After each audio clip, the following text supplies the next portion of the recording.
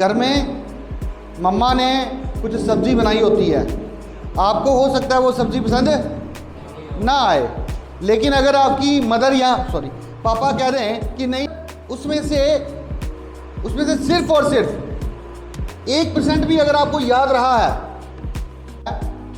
Workshop में आना, इसका मतलब ये है, ये पीछे आपने आपके सबकॉन्शियस माइंड ने जो हमने वर्कशॉप पीछे की है उसके जो बहुत बढ़िया वर्ड्स थे ना, वो आपके सबकॉन्शियस माइंड में स्टोर हो चुके हैं। क्योंकि क्या है, आप अच्छी बातें सीखो, ये ज़रूरी है। चावल के बीज डालोगे तो चावल उगेंगे, अगर आप कुछ नहीं डालोगे तो घास उगेगा। तो घास जो है वो उगता रहता है, लेकिन बीच बीच में आपने कौन से बीज फेंकने हैं जो आपके लिए फ्रूटफुल है। तो ये जो वर्कशॉप है ये वो वाले बीज हैं। घास तो उगेगा ही उगेगा, गारंटेड, उसको आप नहीं रोक सकते। से आप लोगों से हमेशा अच्छा ही चुना जाएगा, आप लोगों के हाथों से हमेशा अच्छा ही चुना जाएगा।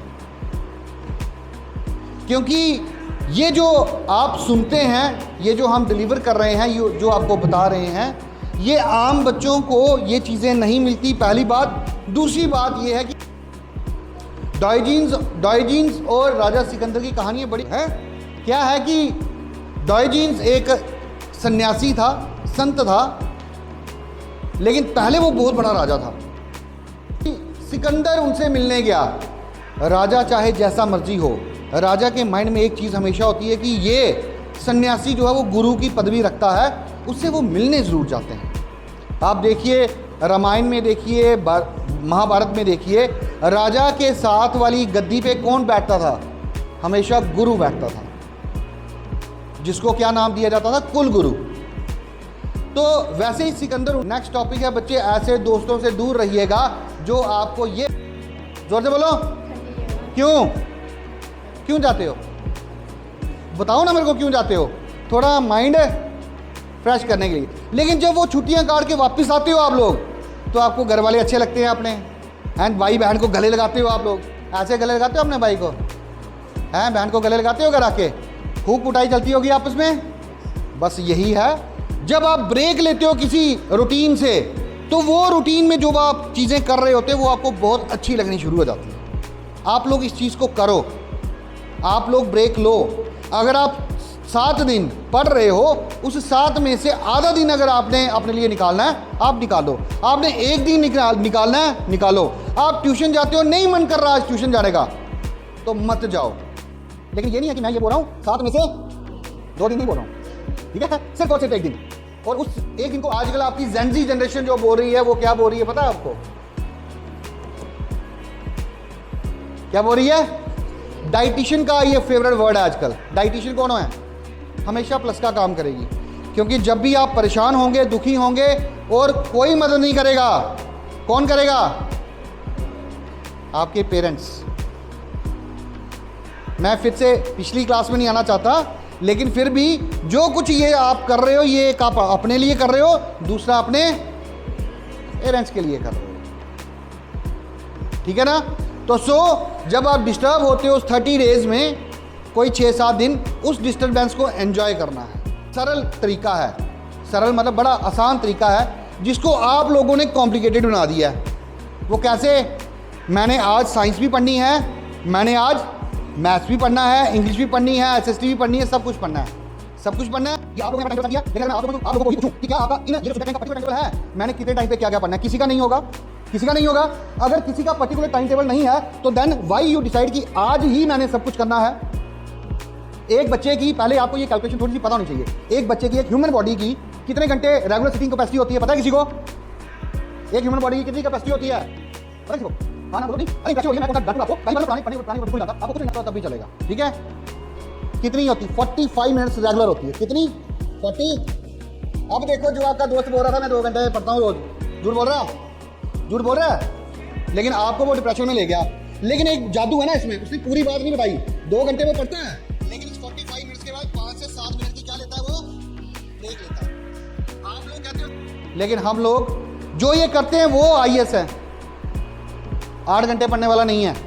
क्योंकि आपकी एज में 45 मिनट जिसने पढ़ लिया, 3 सीटिंग्स दे दी दिन की, वो IAS है। लेकिन इसमें फिर मैं बोलता हूँ आपका ट्यूशन टाइम, आपका होमवर्क का टाइम नहीं है, ये सिर्फ और सिर्फ आपकी स्टडी का टाइम है। कहते हैं कि NCERT की बुक्स, NCERT की बुक्स जो हैं वो 6 से लेकर 12 तक जिसने पढ़ ली, 12 तक आते आते उसका बेसिक्स जो है वो बिल्कुल क्लियर हो गया। किसका? सिविल सर्विसेज का। अगर जिस बच्चे ने ये 45x3 का फॉर्मूला लगा के ये बुक्स ले लिया, अपनी भी हमें पत्थर फेंकते थे हम लोग, ठीक है, वो किया हुआ है, लेकिन और कुछ नहीं किया। लेकिन आज अगर मैं आपसे बोल पा रहा हूँ, आज मैं अगर आपको कुछ बता पा रहा हूँ, that are due to only and only novels and books. और वो कौन सी बुक्स हैं? जो हमारे फेमस ऑथर्स हैं। कोई भी फेमस ऑथर उठा के आप देख लो। जापान और चाइना में rich dad poor dad, the magic of thinking big, the secret, और हमारी द गीता, ठीक है, जो बुक है इंडियन कल्चर की, इवन की कुरान मजीद, इसके बीच में जो बहुत बढ़िया चीज़ें हैं ये पढ़ाई जाती हैं बच्चों को। और रॉबर्ट कियोसाकी जिसने सबसे बढ़िया बुक लिखी है the rich dad poor dad, उसने पहला बिजनेस अपनी ज़िंदगी का एट द एज ऑफ 11 किया था। किसका? चूने का।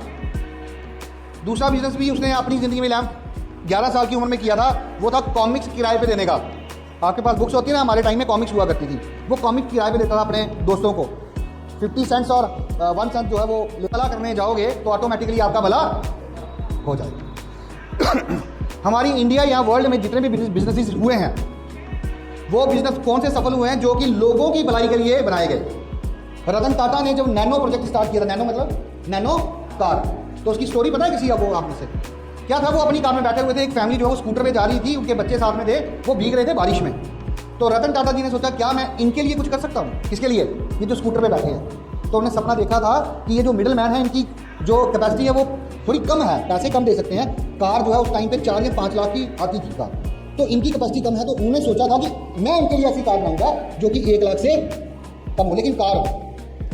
तो उन्होंने लोगों के लिए सपना देखा, और आज जो है वो उनको जाना जाता है, पूरी देश दुनिया में उनको जाना जाता है that he is the most humble person. तो ताकि क्योंकि एल्गो में मैथमेटिक्स यूज होता है, MCA सब्जेक्ट लिया तो पता था मैथ्स आएगा, लेकिन तब भी लिया।